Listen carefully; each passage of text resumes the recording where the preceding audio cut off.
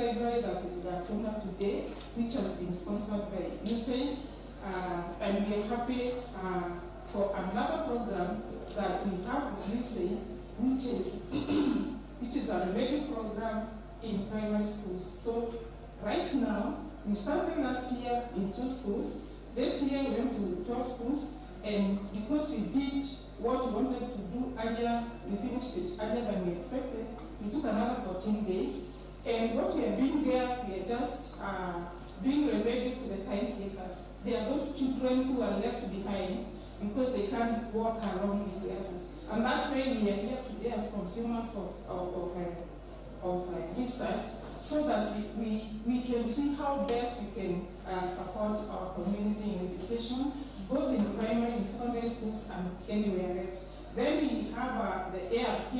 The ARP, which we did in 1996, it was the first one in this nation, are always on in December. And we're having it in this December. So as you are here, we are going to have a big one this December. We are looking for well-wishers, those who want to assist us in 1 or 2 things that we do. And in that one, we have taken so many girls have gone through the ARP, and it is just to empower girls who they are and what they want to do. And so our tent is out there. If you want, you can come. It's us and ICT Hub. It has everything that a library needs, a lot of internet. So we call upon even the university students, the university teachers, those who are living along the market, can come there and do their studies. Right now we have a small challenge on timing because we are starting feeding programs, but we shall be extending our opening times because we close at 5, so we shall see how we can make it up to 8 so that other people that want to use it after normal working hours can use it. So thank you for this opportunity, and I'm here courtesy of Maruta. Maruta is my son. I've seen him grow up. I've nurtured him, and he's the one who introduced me to the subject of the conference at the university. I've never heard about it before, but now I'm here courtesy of him. And as I finished, let me say we are getting into a very serious collaboration with Tharaka University to see that together we lift up this community in all the ways that we can in women empowerment and education. Thank you so much. Thank you so much, Madam Marisenta. I can see equitable, you can move wherever you are. Yesterday we gave you guys a chance. So last but not least, I want to give a chance to the group that is having also the keynote speaker. I think you can introduce your group, Patrick and Rose. You can introduce your group, and then later we shall have the keynote from the country. Welcome from Africa, please. One, two.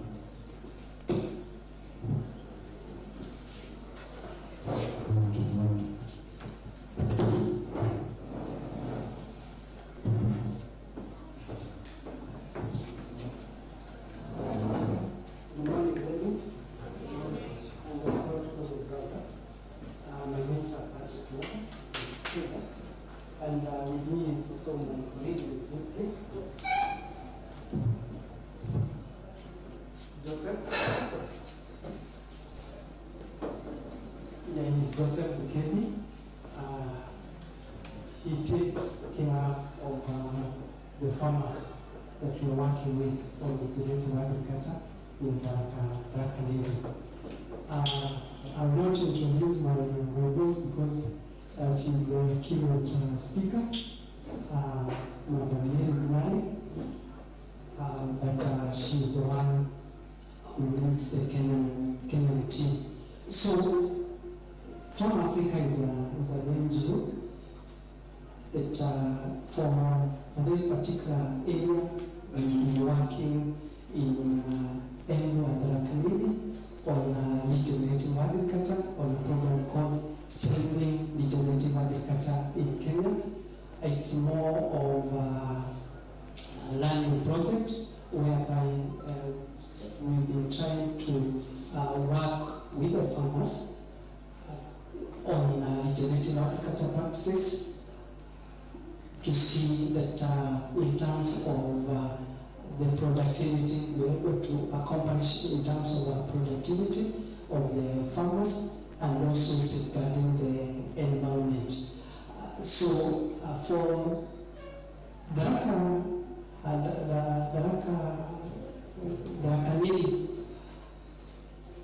in terms of working with the farmers, because of the issue of the extension model with the government and the reduced extension taxes, whereby one extension officer from the previous research shows that one technical officer is able to serve around 3,000, and now currently almost going to around 5,000 because of the attrition. The model that we are using for the village-based advisors is to ensure that we have the last mile delivery of input and services to the farmers, where we build the capacity of the village-based advisors through the demonstration, be able to cascade the technologies, the know-how to the rest of the farmers, and in so doing, then we can be able to change the large scale. So we have had an ambitious target when the project started, because the project started in 2022 in Tharaka, of 20,000 farmers. So far, we've managed to reach approximately around 19,800 farmers or thereabout. And the idea is that if all those farmers were able to implement and adopt the regenerative agriculture practice, then we can be able to change the face of Tharaka in terms of land degradation and also improve productivity, so that farmers can be able to ensure that they also are able to partake in terms of aggregation or market aggregation and get extra incomes. Because my country director is speaking more, I would beg to leave at this particular session. So thank you so much.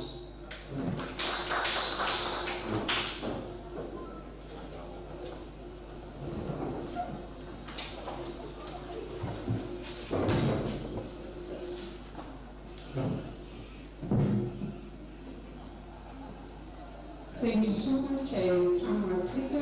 This is your day.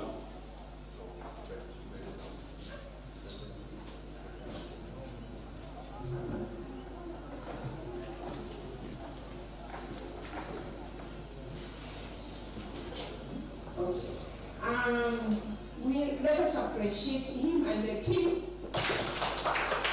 Yes, take this opportunity whereby we are all going to welcome the keynote speaker from the team. That is Madam Mary Nyane, who is the country director from Africa. And she has the topic on regenerative agriculture, not in the Bees University. Our niche is on farming. We have got a lot of hope working with this team. In fact, we are so grateful that they have accepted to be with us this day when we have our research conference. And I know the team from Tharaka University. I don't know whether you are aware that we have already started farming with the team. I would wish that when you have your free time, your break, can you cross over the river Tharaka University? I don't know whether some of you know where River Tharaka University is.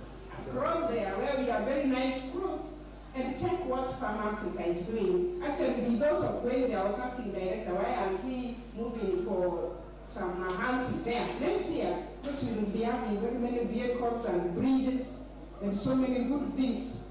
Farm Africa will be here, we will tour their farming, rice farming, not in Mwea or the western part, but in Tharaka University, and very many other good things. So we really appreciate their presence today, accepting to join us, and we are going to work together. And because they are going to give us all what it takes for this day and how we are going to work together, let me take this opportunity kindly to welcome Madam Mary Nyare and members. Let us give very good 3 claps. 1, 2, 3. Welcome Mary, and let us share together and share knowledge together as we connect. Welcome. Thank you very much, Madam Lucy. I'm very honored to be here. All protocols observed.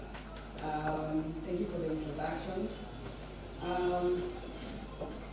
As my colleague has said, it's been a journey for Farm Africa to dive deep into the agricultural matters, especially regenerative agriculture. And we are really honored to be in Tharaka, and above all, as one of the stakeholders to be identified with Tharaka University, and to even come and share what we do within this space in Tharaka. So, Patrick has given a very brief background, but I would like to say that Farm Africa is anchored on three particular approaches. That is agriculture, business development, and issues, matters, environment. And within agriculture, we provide last mile delivery, technical skills, market linkages, and providing trainings to the rural communities.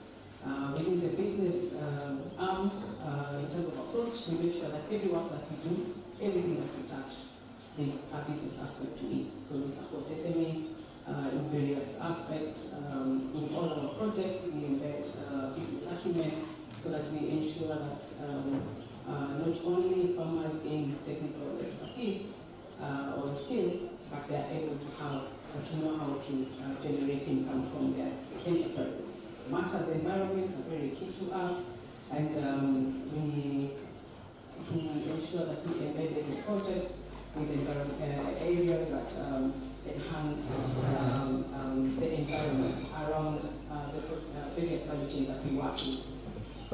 So today I'm here to speak about our project, Regenerative Agriculture, and where we are at with that project, what we are looking to achieve. This is a project that is running for 3 years. We started in 2022 and late 2022, and we should be running it until sometime end of next year.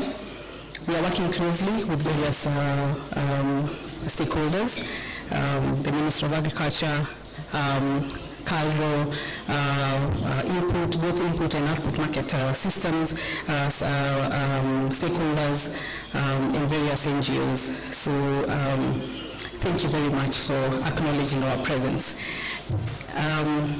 So strengthening regenerative agriculture. This particular project is being funded by IKEA Foundation through AGRA. And the main mandate is to contribute to the development of food and farming systems within the sustainable framework by employing regenerative, context-specific innovations and models that will appreciate local diversity so that we can be able to attain climate resilience and food security for smallholder farmers. Now, overall, this particular project is supposed to reach 50,000 farmers. We are working in 2 counties, at Embu and Tharaka. And we are glad that we've been able to reach 52,000 with 19,800, as my colleague said, in Tharaka. Sorry, editing, there's some feedback on this. I don't know if you can do something about it.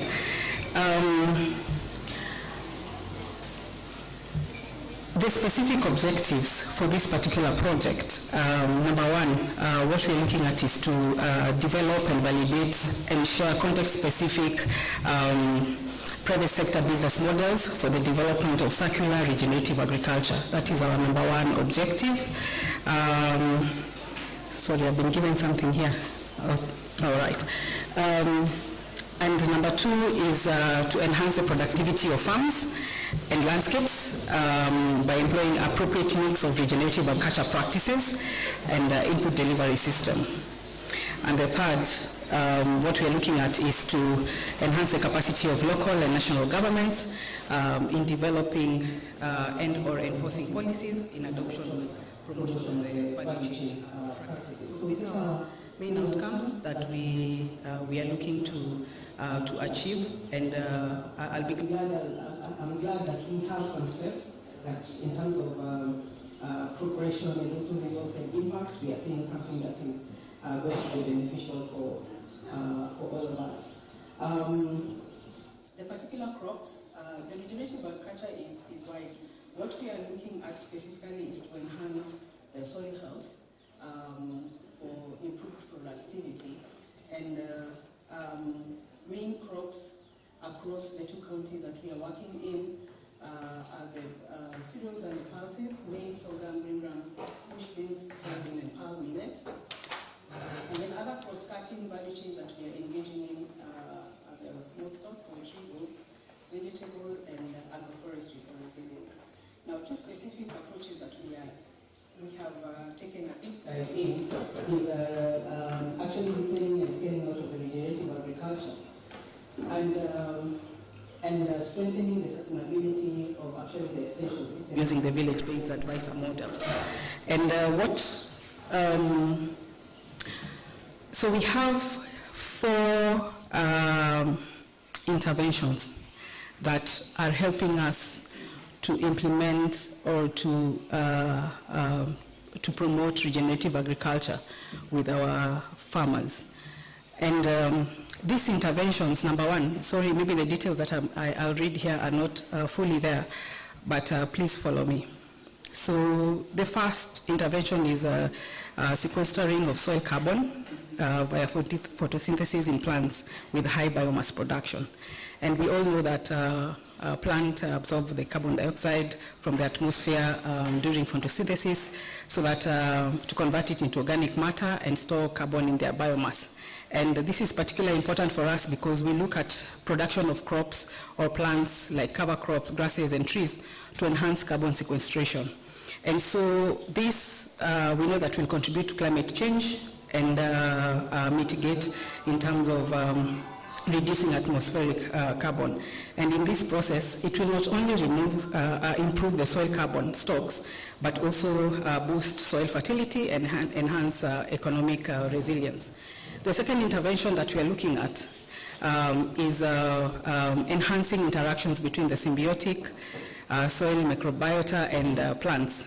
And so between the plants and the beneficial soil microorganisms, what we are looking at is their critical role in nutrient uptake and overall plant health.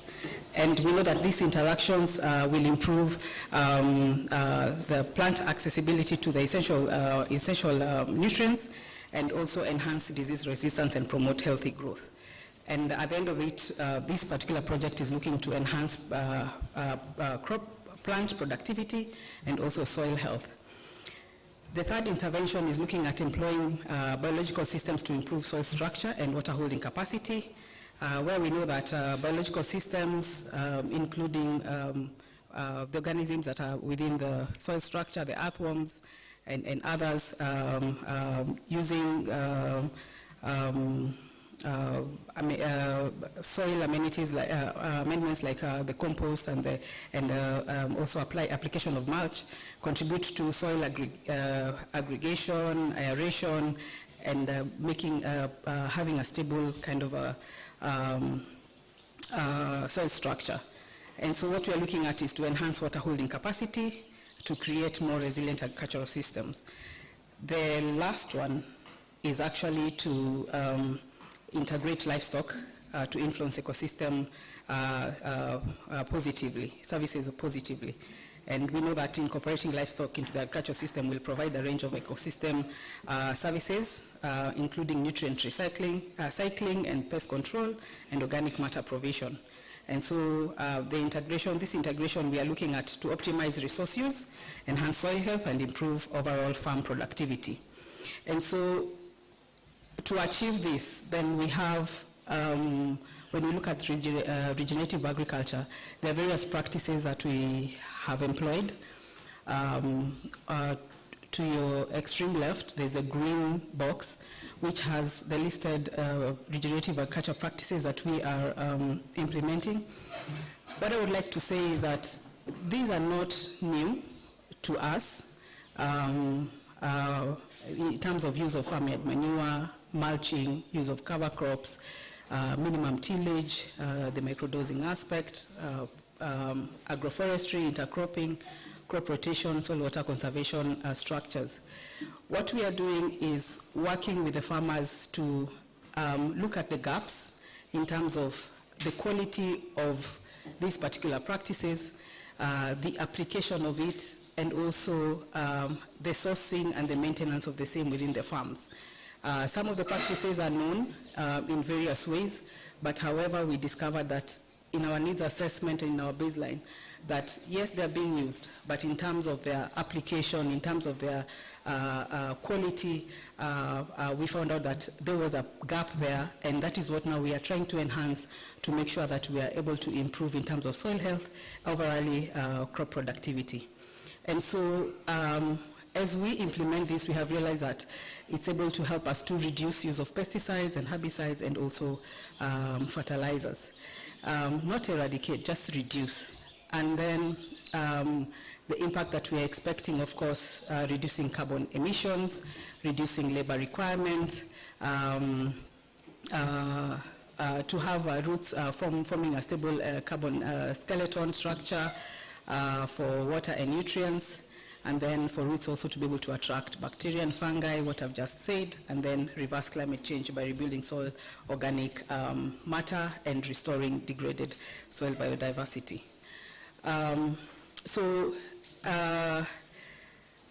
Just to give you a glimpse of what we have been able to do within our project, it's, as we said, it's a learning project, and we are collecting a lot of data through crop cuts. And so what we are doing is that at the initial establishment of this project, we sat down with the various stakeholders, including the agri-technical arm, to come up with a demo protocol, which helped us to put down 3 categories of demonstration plots. And number 1 was field trial plots, and then we have the mother demo plots and the baby demo plots. And so in the trial plots, I don't think I have that slide. In the trial plots, we had 4 treatments. And what we are doing is from our second outcome, we have to look at mixes of regenerative agriculture. In regenerative agriculture, we cannot only use one practice.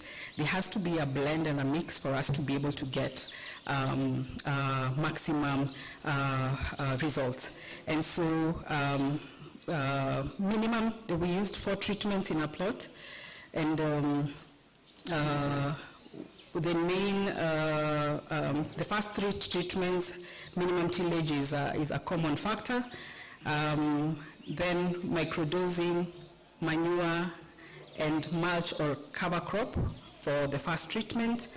Then for the second treatment, we had just minimum tillage, microdosing, and manure. Then the last treatment was on minimum tillage and mulch or cover crop and microdosing. The 4th treatment was just the basic farmer practices that we were able to provide, to set up. Mother demos, these were run by the VBAs. We'll come to that when we talk about the VBAs, who were able to pick what was preferred to them in terms of implementation, and so we had only 3 treatments for them: minimum tillage, microdosing, manure, and mulch or cover crop. And then second treatment was minimum tillage, microdose, and manure or mulch or cover crop, depending on what they could be able to afford, and then the farmer practice. And so through the 2.5 years that we've been implementing this project, I would say that we have some results that we can already present. We take evidence on a season-based data, crop data, that is analyzed and provided to us to be able to see the strides that we are making. And here in Tharaka Nithi, I'm glad to report that it's actually this project is being implemented in 4 counties, including Kitui and Makueni. Out of all these 4 counties, we have another partner in Kitui and Makueni. Tharaka Nithi is actually leading in terms of adoption of the RA practices. And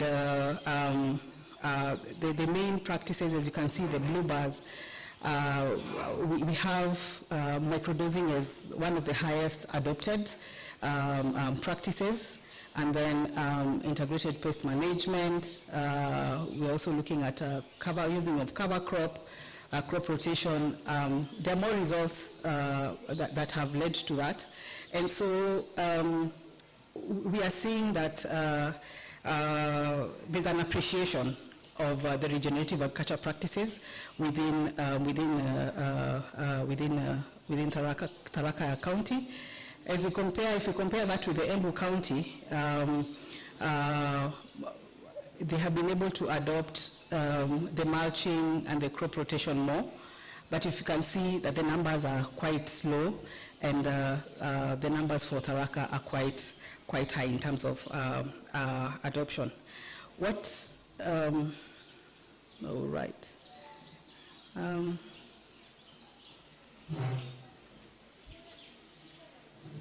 Okay. Okay. Thank you. And so, overall, when we talk about regenerative agriculture practices, when we look at across all the farmers that we are working in, there's a high adoption of the organic manure, use of the organic manure, and intercropping. And this is because we've been able to enhance trainings on how to do issues to do with using farmyard manure and also composting, and intercropping for the purposes of diversification of production, but also taking advantage of the land that is available for the farmers. So I would like to present a table that provides some basic crop records, that shows what capital or what are we looking at in terms of costings for the regenerative agriculture. So in the time that we've been able to implement this particular project, we have seen that the initial cost for engaging regenerative agriculture is actually high at the initial setup. And why are we saying this? Is because what we are looking at is the different types of practices depending on what the farmer needs to pick. You find that accessing farmyard manure for rather large piece of land is quite an expensive venture, but also time-consuming in terms of application and labor-intensive. We also looked at things to do with the preparation of furrows and terracing and reaping, depending on the landscapes, depending on the landscapes, and also the soil types. Then the costings usually vary very much. Yeah, it's quite very hot. And so when we look at this table, I just picked a table from one of the counties, and we looked at the different practices that we put in, and we saw that one of the practices right now that is providing kind of a high return with a base cost record of 10.9 is manure and microdosing. Microdosing is the use of split applications of fertilizers. These were recommended through CALDRO and other technical persons that we were working with. Manure, mulch, and microdose number 3 on the rank. Mulch and microdose is 8.6. However, what we are expecting, the gap is closing. We'll be having another data verification meeting, and the gap is closing in, and from what we are seeing is that manure, mulch, and microdosing is actually closing the gap with manure and microdose.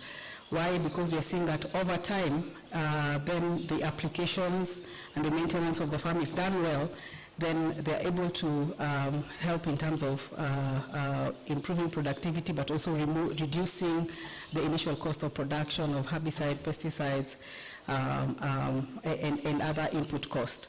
So this is what we are seeing right now.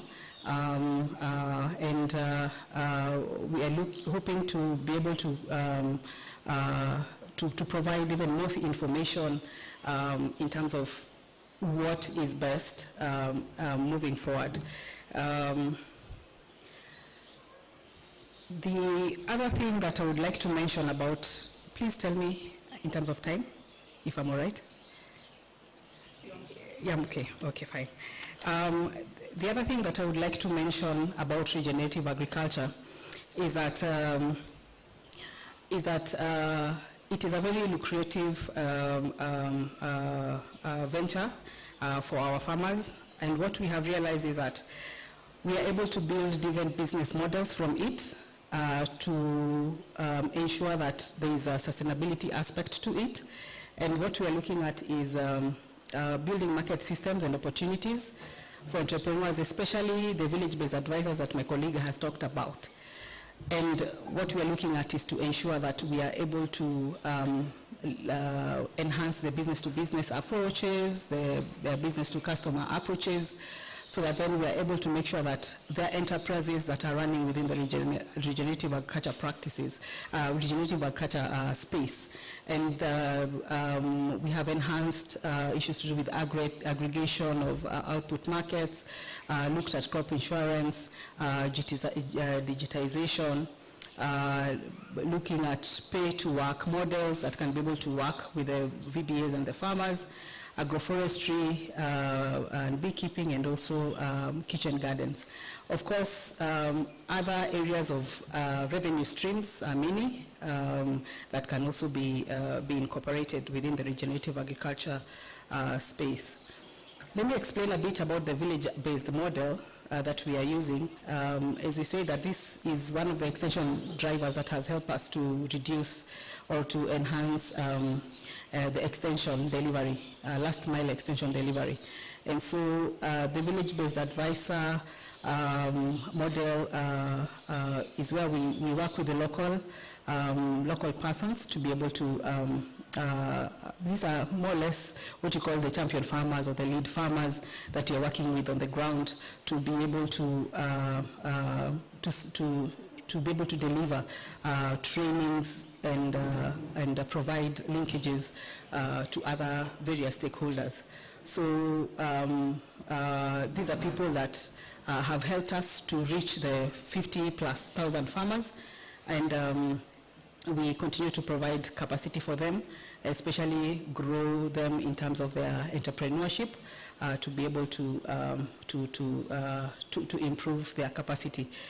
In terms of sustainability, we are working very closely with the county governments so that then they can also be recognized as part of the extension service. And we are glad that in recent times, the national government, in terms of extension papers and policy, they've been able to be recognized as part of the extension service, and we hope that this can be adopted by the counties so that we can enhance the delivery of services through the VBA model. And they're the ones who have been able to help us to be able to cascade down the regenerative agriculture practices to the farmers.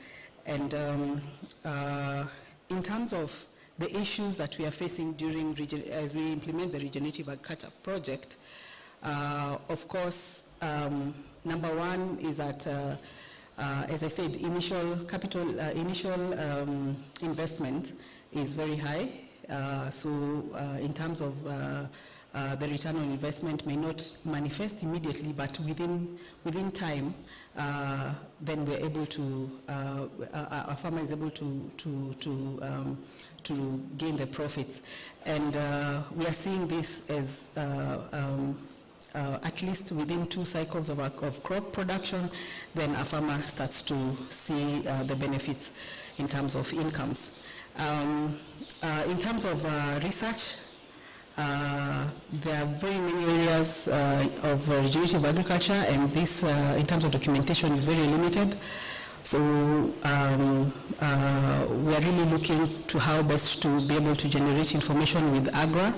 AGRA has been able to put down some various documents on regenerative agriculture, but I think we still need more in terms of this area, so that then we may help the counties to see the benefits of regenerative agriculture and actually adopt it as one of the practices that can be able to be employed.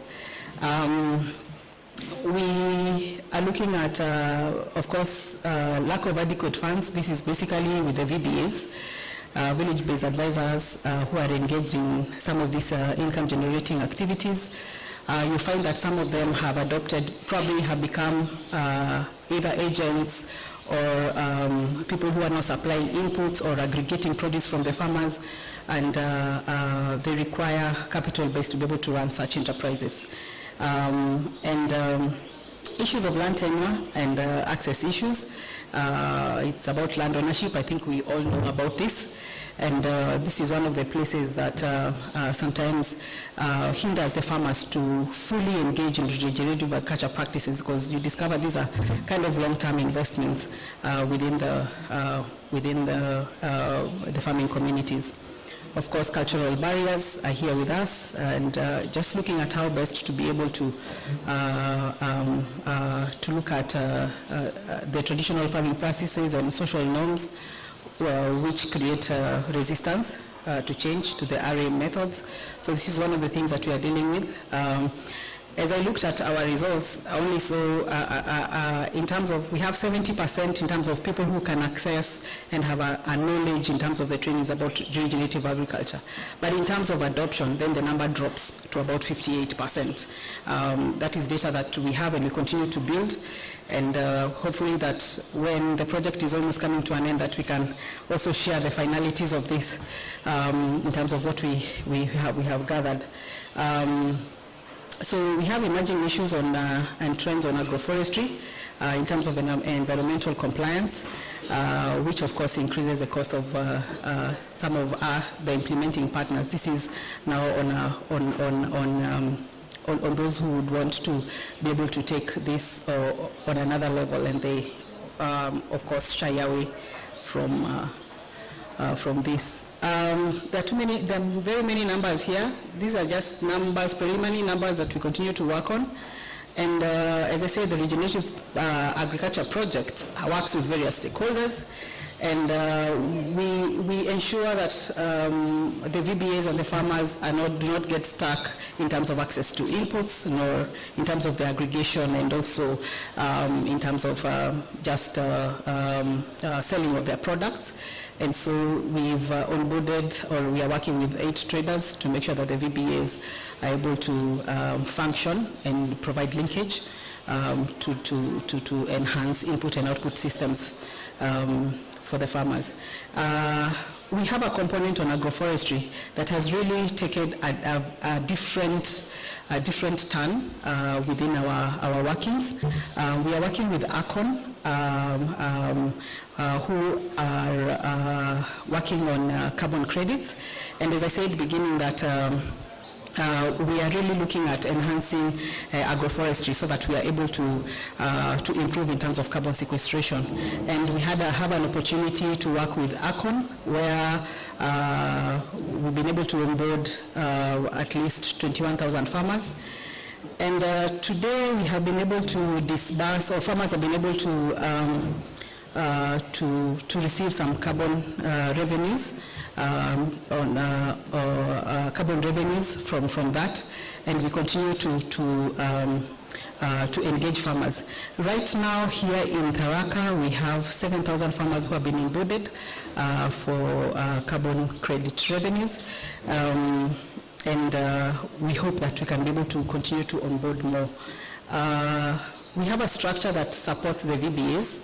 So 70 super VBAs that support any other VBA that come into the program or are initiated or have shown interest in terms of supporting the extension system. And then we work with 43 technical staff from the county governments, both in Embu and Tharaka Nithi. And so these are some of the basic learnings in terms of what makes the regenerative agriculture component to thrive within this particular project and space. Please help me. Okay. So as I've said, that in terms of agroforestry being one of the regenerative agriculture practices, we've been able to help the farmers to generate carbon credits. We have onboarded the farmers in two tranches. The first tranche was 4,000 farmers, then the second one was 7,000, and now we are at the 20,000 mark. And for our initial 4,000 farmers, last year, end of last year and beginning of this year, we're able to sell CRUs worth 24,000 metric tons of CRUs, and what the farmers are able to receive is a total of about 630,000 pounds to them, and they receive 50% in cash and 50% in kind. And in kind, we have been distributing tree seedlings of different types that will be able to improve looking at that particular component in terms of agroforestry. 98,000 trees have been distributed. However, we are looking to bridge the gap. Most of the farmers were only receiving between 1,000 and 5,000, and a minority of them, 25 of them, between 50 and 120. And this is something we're looking to bridge the gap as we continue to enhance the planting of trees.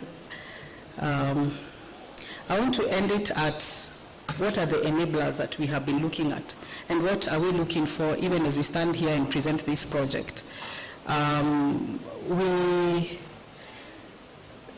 enablers have been the policies, private sector engagement, local knowledge and practices that we have encountered and seen, issues to do with the extension service in terms of learning, the market demand in terms of the products, and the technological advances that are also available in terms of digitization.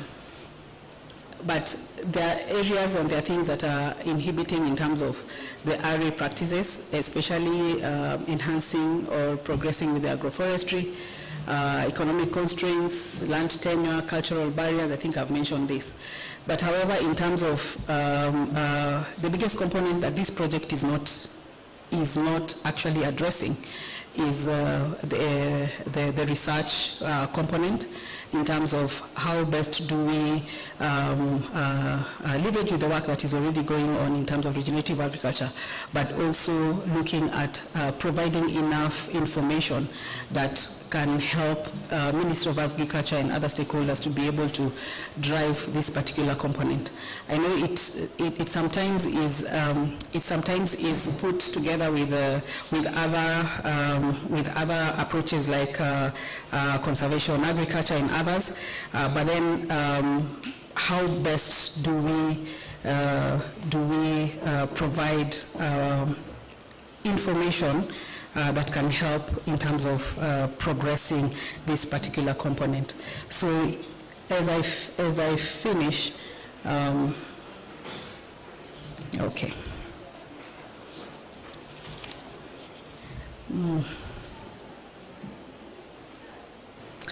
Okay. So two things, I won't read all that, but two things that are coming out clearly is that enhancing of the extension staff is very key. Research component is really a demand. As much as we are doing all the crop cuts and all that, it's really something that really needs a boost in terms of what can we be able to do to be able to enhance that. And I hope my colleague from Norway, as we have the panel discussion, we can be able to address some of these issues. And then digitization of the same. Regenerative agriculture provides a very huge opportunity in terms of enhancing agricultural productivity, but then how easily can people or farmers access information about the same. So let me end it at that. I hope I've been helpful in terms of providing this information. It's not very, it's bits and pieces. We have our booth.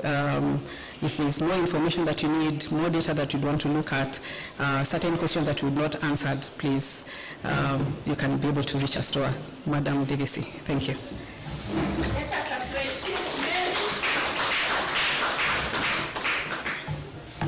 Wow, and another big clap, one. Thank you so much, Madam Mary, Director, Country Farm Africa. So many things. I said our university, the niche area is on prior and farming, so we are there. That's how we are working with you. We've just started. Looking at all this, I feel we've just started and we have a lot. I was also thinking about Madam Anseta. I don't know how you come in. You know, the village-based farming, the clubs, the young women there, this gives us a ground for connecting, partnering for the sake of this country and all of us. So it has been wow. I may not say everything, but really you've done it. You know, I was thinking about the research bit.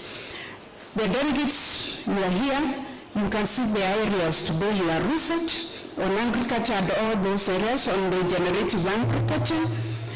I was also thinking of the need to help the farmers harmonize the climatic changes and their farming activities. Like at this particular time, the farmers are planted, maybe some are yet to plant. The climatical changes are there, so the team has a lot to do for the sake of agriculture, since this country is also agricultural based. I was also thinking of the carbon credits, and we also have agricultural settings in our university, and all of us have done it. We need to know much about these carbon credits, and so that we all benefit. So that's why the team is so crucial with us here, and a lot has been given. So that's why we are here to share knowledge, to connect, to work together, so that the socio-economic bit of this country is transformed. I just feel like inviting Dr. Marciano, he's the head of the Dean Faculty of Agriculture, to say something. Just brief. We are getting to the panel discussion so that we interrogate more of this, what Mary has given us. the director will be getting him here hours after dinners given something. I want to excite that faculty and all of us so that to trigger their mind that we are here with Farm Africa, and even if it's one word, what are you seeing for this country and for all of us? Then director, you will come in for the panel discussion. We'll try to move as fast as we can. So Dean, Farm Africa is with us in Tharaka University and in this country, and also virtual. Welcome.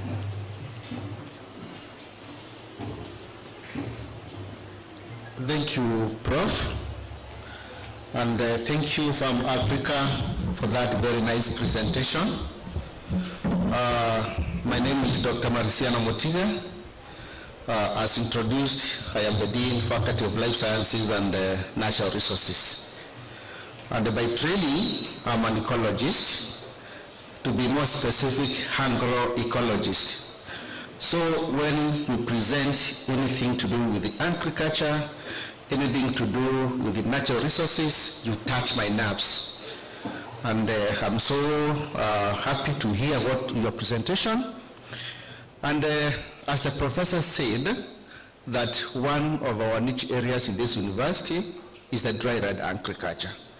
And I think the issue is we underline the one dry land agriculture because the university is located in dry area.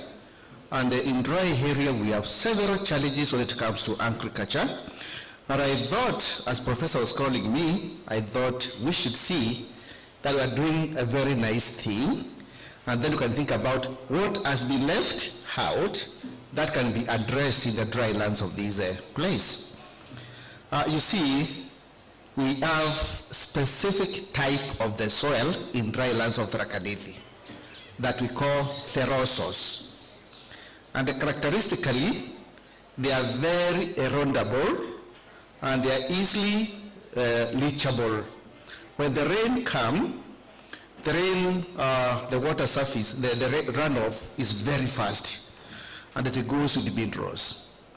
When you practice agriculture, like irrigation, the soils are going to allow a lot of percolation, and then thereafter, due to very high temperatures, the water is going to come up with minerals and deposit them on the surface of the soil. So there'll be salinization and a lowering of pH. That has been a very big challenge in this place. That may be having water, but still production is going to be low. And the biggest limitation in production in agriculture in this place, again, is the availability of water moisture. We don't have sufficient water moisture. So the rainfall is very unreliable. Dr. David knows that, Daniel knows that. Sometimes we expect rainfall, the rainfall does not come. When it comes in torrents. And if you connect that with the type of soils that we have, then you can imagine we're in a very big crisis. So we should think about how do we manage water and how do we manage our soils, particularly in the ferrosos. We have some areas, of course, we have volcanic lava, like in Kondi, Mukodhima, and the Tonyai, but the bigger part of Tharaka lands are the phelosic soils that have those characteristics I've said. So I think, basically, I was thinking about how do we manage these soils and how do we manage this water that is coming in rain and that is also being provided by irrigation. That is the balance maybe Farm Africa's right next proposal you can consider seriously. The other thing we are having here is what is called slash and burn. Slash and burn. And you know we are talking about regenerative agriculture. And I want to believe you are regenerating water and the soil biota for carbon dioxide sequestration. I believe so. You want to increase soil biodiversity. For sure, you want to improve soil structure for sure. And you also want to enrich the soil with minerals. When we burn completely, we destroy everything, including soil structure, soil moisture, soil biodiversity, and then we destroy ourselves completely. What do we do about that? what is our approaches as people from this place we put in place. Lastly, we have been having so many projects that are coming to promote agriculture in Tharaka. I hope I'm not becoming so much Tharaka, but that's why we have a lot of problems. We've been having very many organizations. But as a resident of this place, we are seeing very little adoption. Very little adoption. We had Caritas, we had very many organizations. But still, you go to the villages, the level of adoptions is very low. The yield from the crops is still very low. People have tried poultry farming. It has not been productive, it has not been profitable. People have tried improved livestock production. It has not been profitable. There is no benefit from the investment. What are the issues? We should look as a university and as several organizations, including Farm Africa, where is the disconnection between the enablers, between the donors, between the projects, and then adoption levels.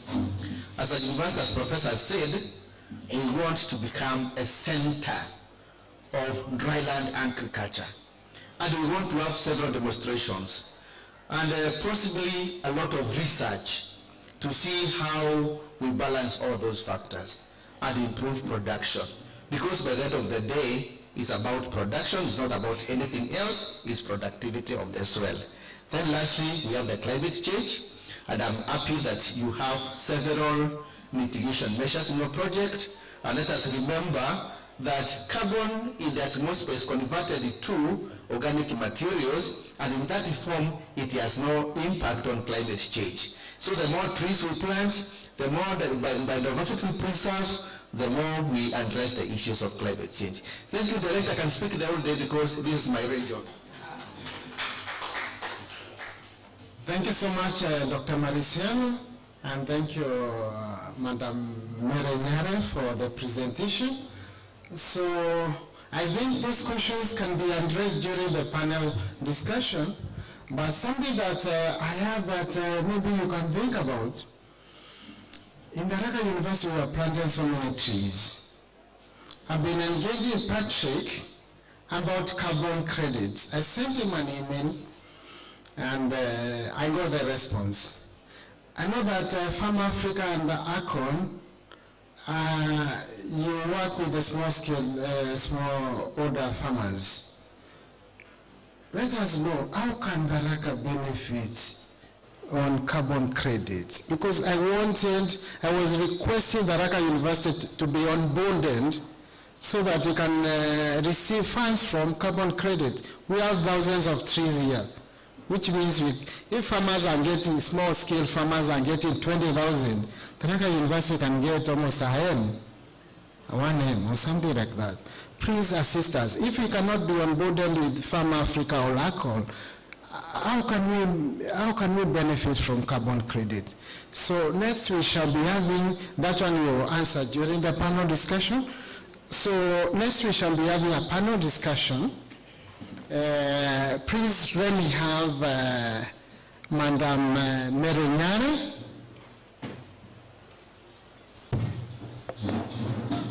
Can be seated there. We can have, we have Dr. Yeti, our moderator should sit here. You can sit here. Then we can have Mr. Erickson. Erickson can sit here. Yeah. Then Professor Musaria, please.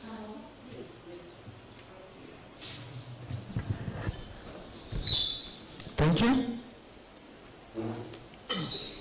Then then we want to have somebody from Equity. I don't know. Can somebody check for me a representative from Equity Bank?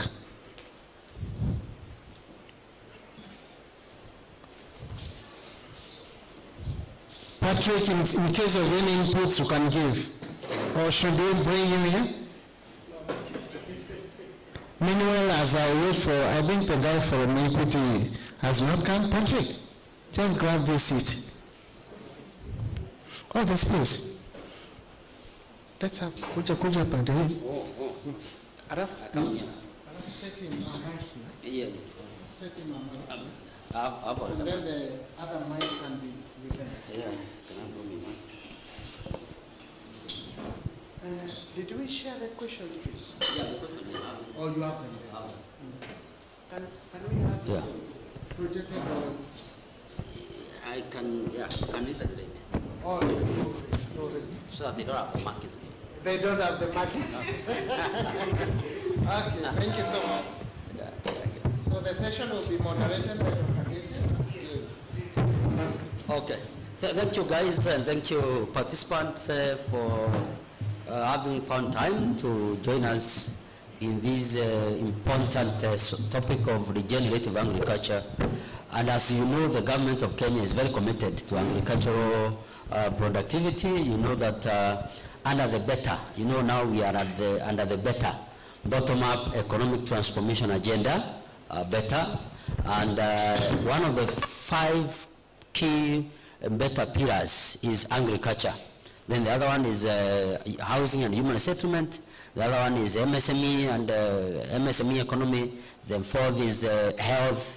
The 5th is digital and the superhighway economy. So those are questions that you can be asked anytime when you go to any government interview, because they want you to be aware of the key focus areas of the government in the year 23-27. Now, our panelists, thank you much for finding time, and I know we have Agra and the team led by Mary and my professor there, and Erickson. I think the first question that I needed to start with, although in the upside down manner, is I wanted Madam Mary to clarify, now that she has presented to us regenerative agriculture, what is the difference between regenerative agriculture and smart farming or smart agriculture? Could we have a difference, or they basically born on the same thing? Madam Mary. Oh, Mike, yeah. Mike, please. Yeah. Regenerative agriculture and climate smart agriculture. Do we have a difference? Okay. Thank you very much. Thank you very much.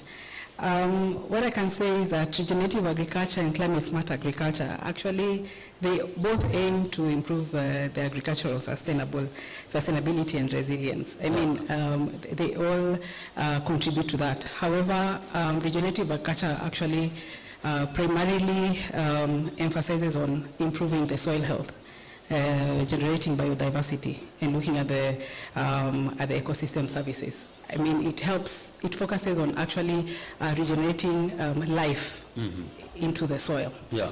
Climate smart looks at, it's a vehicle where we are focusing on areas that provide adoption and just building resilience into the climate, into climate change. Yeah, okay. And basically this is where now you look at specific practices that enhance productivity, soil water management, issues to do with using dry-tolerant crops, dry-tolerant varieties, looking at implementing water conservation technologies, specific areas that help to enhance or to improve the productivity. So they all converge at the place where regenerative agriculture is geared to productivity through bringing life to the soil, but climate smart then brings the vehicles on how to enhance that further. Okay, I think she has, Dr. Doro, yes, has some interjection. Yeah, please.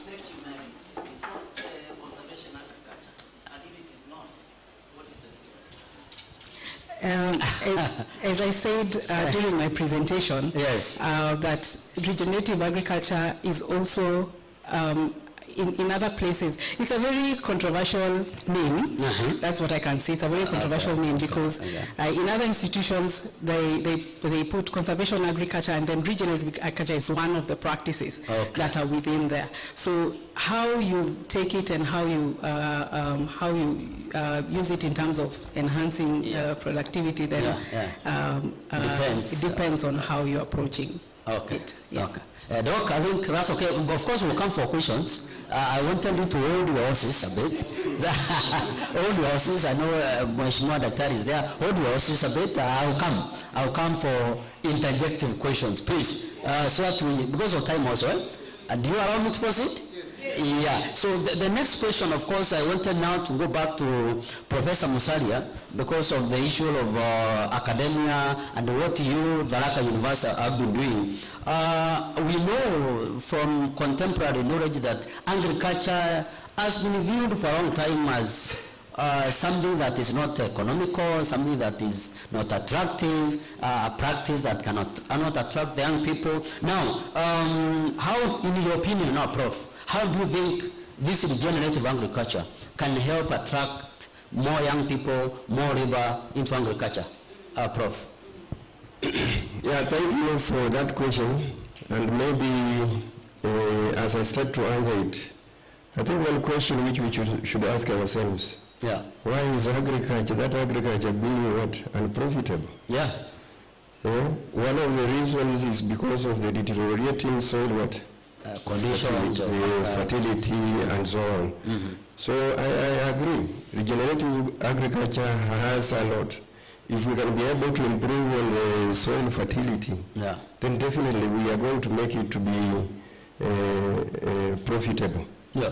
Because if you don't do that, it means that you'll use a lot of fertilizer to be able to meet the nutrients requirements of the plants for their growth. Mm-hmm.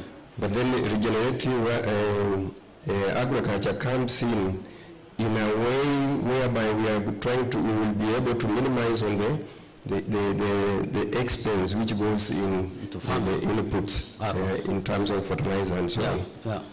And also without affecting, having negative effects in terms of, if we use a lot of fertilizer, definitely one of the things which come up is that we end up having some residues and so on, which will have a negative effect. Yeah. So I think regenerative agriculture is better. Okay, so let's go to, give him a clap. I think the others, we are not giving them a clap, but we'll go around.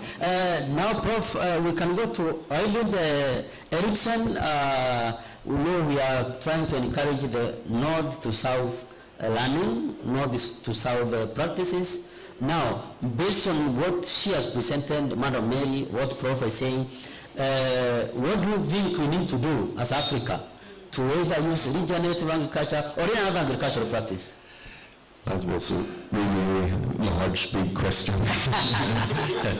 But I would like to say something about what I experienced yesterday. Uh-huh. I was able to go to the crossing of the rivers with the waterfalls. What's the name of the rivers? River Tana and River Kavita. Yeah. The confluence. Yes, that was quite an experience because we were guided by a local.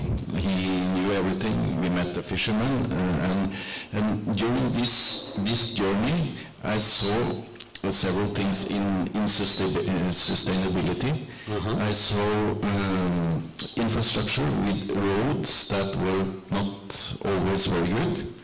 There was a truck in front of us. Yeah. I don't know how he was able to pass one very, very bad bridge.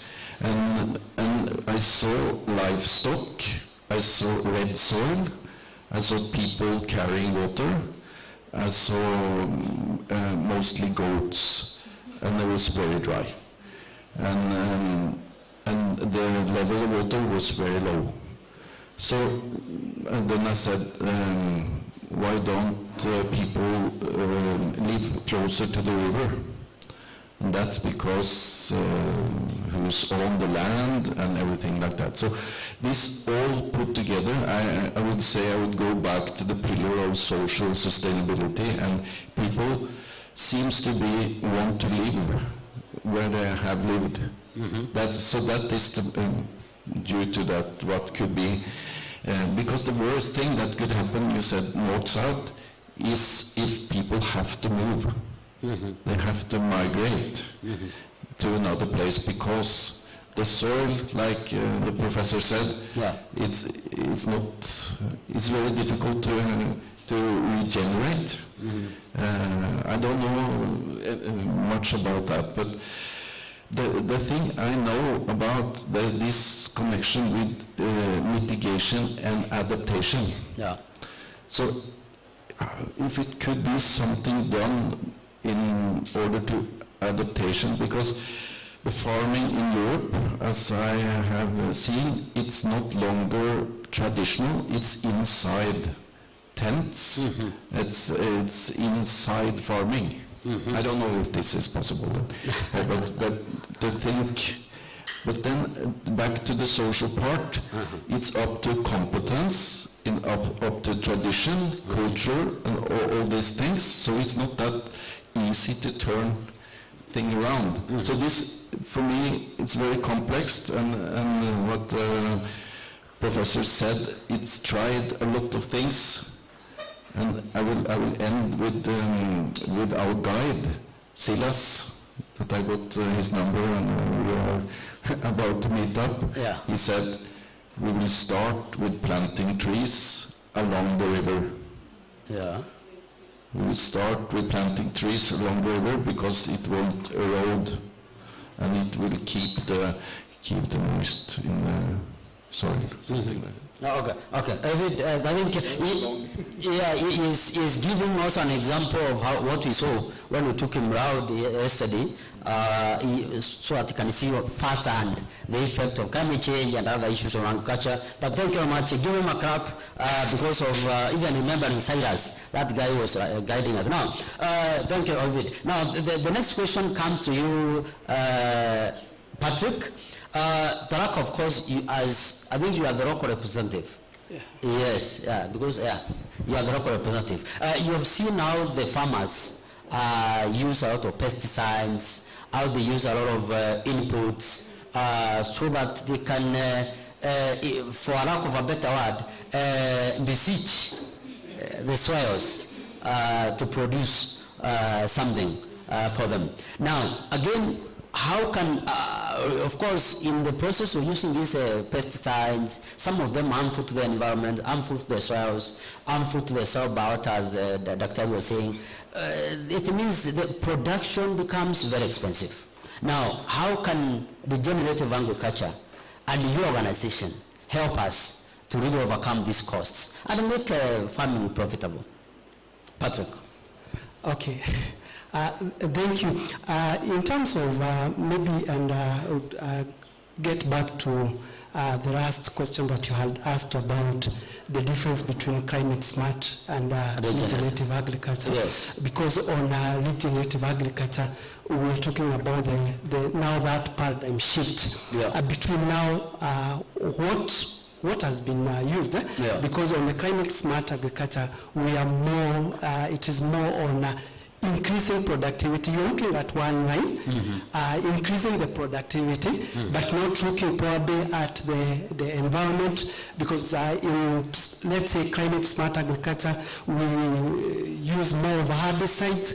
In regenerative agriculture, we don't recommend the use of herbicides. So in terms of regenerative agriculture, we want to, or the organization has been promoting that there is increased biodiversity. We can be able to improve the soil health. So when the soil health is improved, it means that in terms of the soil fertility and the fauna, flora, and the microorganisms in the soil, and then promoting those beneficial is it insecticide organisms that can now be able to take care of the harmful microorganisms. So in that respect, that means that continuous adoption of regenerative agriculture practice by the farmers at the end of the day, and this is what Madam Mary, when she was presenting about adopting the regenerative agriculture practices, what they need to do, that you have reduced use of insecticides, reduced use of herbicides, reduced use of fungicides, so that we can be able to ensure that the farmer has less cost of production, because what is maybe causing our farmers to use more chemicals is because there is resistance in terms of the chemical usage. And the reason why there is resistance is because of overuse of those inorganic pesticides and at the expense of what used to control the environment. And what especially, and my colleague here will attest to, that most of our farmers we've been training in the region, we ask them, currently, are you able to do sorghum production or green gram production without the use of chemicals? And the answer is no. Initially, what used to happen is that the farmer would be able to plant sorghum and green grams without using chemicals. But because of the overuse, so that paradigm shift is needed so that we can be able to incorporate regenerative agriculture more and ensure that the beneficial microorganisms are able to coexist in the atmosphere at the expense of these others. And in so doing, our farmers who are doing green grams, sorghum, or those cereals and pulses can be able, with time, to reduce on the chemicals. Remember, in regenerative agriculture, we don't say that we do away with chemicals or inorganic, but we somehow reduce so that there is that balance, the balance, and that's why we are balancing what we are using and also the environment, what the environment can be able to support. Thank you. Thank you. I think you can still give him a clap. Give him a, Prof. Yeah, I think then maybe someone may ask this question. We are recommending that we minimize on the use of pesticides. Are these crops really going to survive? So in addition to that, what they do is to go in for other alternative ways of controlling these ones. Pesticides. This thing which is called integrated pest management, IPM. Like using varieties which are resistant to those pests and so on and so on. So we can reduce the use of pests, but then go in for management practices that will ensure that we have plants which are able to survive in that environment. Yeah, in fact, Prof, while you are there, you are in fact leading me to the other question now.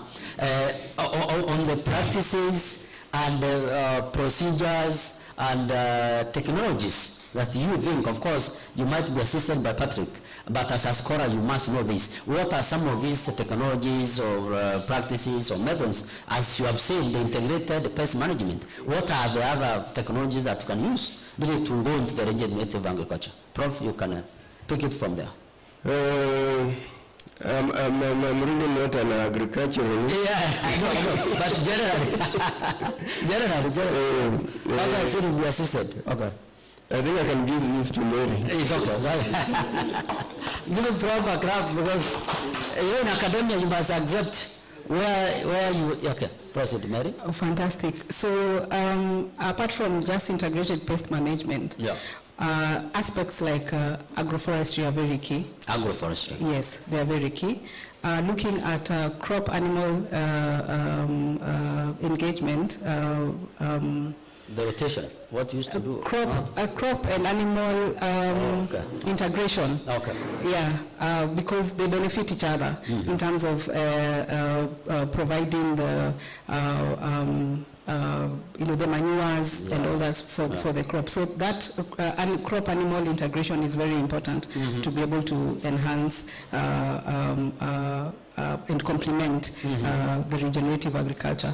Of course, What we were talking earlier about, I think, is what we are alluding to, that regenerative agriculture and climate smart are driven to the same thing. Yes. So regenerative agriculture looks at enhancing the soil health. Yes. And bringing back life. Yes. But then climate smart provides, it's the driver of productivity. What other ways, good agricultural practices that we can even complement to ensure that the microorganisms and etc., whatever Patrick has been saying, is actually enhanced, so they come together. So every other aspect under climate smart, I think, also provides that particular support. Yeah, thank you, Prof. Prof, you wanted to interject before we I think she has open up.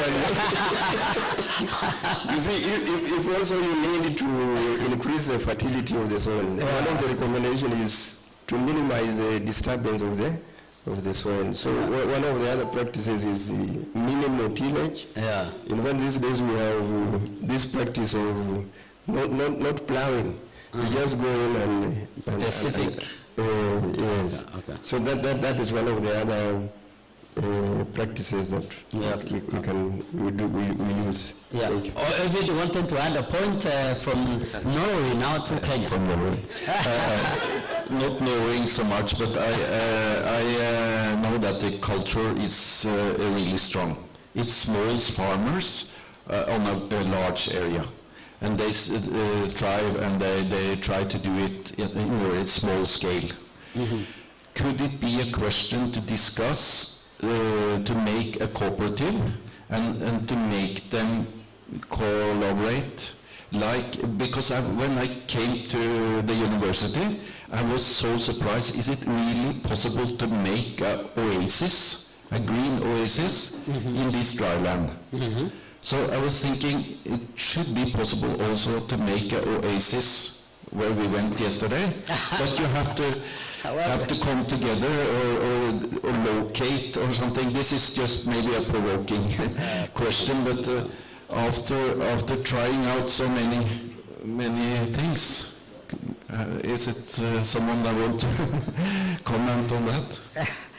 I think Mary can answer whether you have an oasis here at Tharaka University. No, the thing is that I can see small farmers doing as good as they can, carrying water. Everyone is carrying their own water. Yes. Everyone is having their own goats. Everyone having their own lands. To come together and see, okay, we will fix this together. I don't know. Okay, Dr. Marciano, you wanted to put some point? Yeah, I think I can talk about that. In this region, I think what we have are what we call the water pans. Yeah. And the small dams. So we have a number of farmers who have come together so that they make the pans. When the rains come, they collect that water. Yeah. But then one of the big challenges which we have here is that sometimes the rain may not be all that much. It may not be able to fill the dams and so on. But I agree that is a very good way we should move, encourage farmers to make these water pans. I think we have been working with Dr. Marciano. You can add. Yeah, Dr. Marciano, yes. Yeah, give him a mic. Give him a mic. Give him a mic. Even this one I can give him. Yeah, give him a mic. You see, I am talking because I'm also a farmer in this region. Yes. And I want to inform Mary, overuse of pesticide in this region is at critical level. It's very bad, I'm telling you. Yes. And now when we're talking about regenerative agriculture, and chemicals kill indiscriminately both the insect beneficial and the microbiota. And I think we have that very big problem. Overuse of pesticides, and most of them are from organic origin. They are not biodegradable.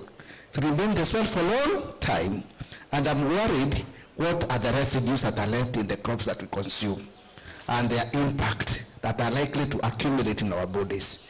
So that's a key problem that we must do what? Address.